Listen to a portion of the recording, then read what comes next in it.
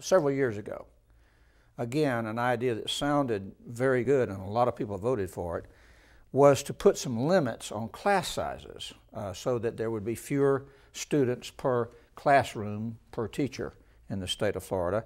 K through third grade 18, fourth grade through 8th grade 22, and 9th grade through 12th grade 25. And a lot of that was supposed to have been accomplished by this fall.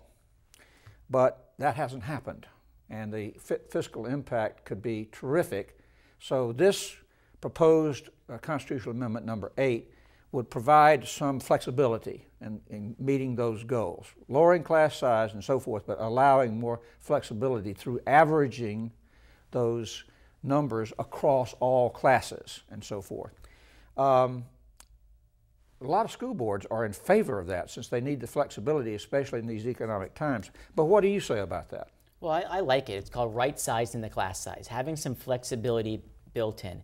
We think a rigid system undercuts our education system. The great news is that education performance is up under the current model.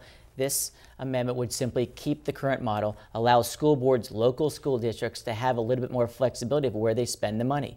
If this amendment does not pass, that means we're going to be spending more on construction and new teachers, and that means less for students, less for rewarding current excellent teachers. And so I think this good work by Don Gates in the Senate, Will Weatherford in the House was fantastic. They really took the time. Everybody had a say. It was a very open and vigorous and thoughtful debate, and I think it was the right thing to do. But the voters had the final say. 60% of the people had to support this to right-size the class size. We spent, I believe, $14 billion already on class size amendment. I think this middle ground position protects us from going into those huge class numbers we had prior to the amendment, but also it doesn't force the hand of locals, which takes away their flexibility.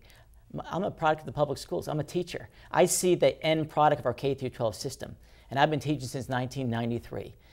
The school system has dramatically improved. Let's give them the flexibility they need to reward existing teachers and not buy bricks and mortar, but put the money into computers, into books, into the educational development our students deserve and need.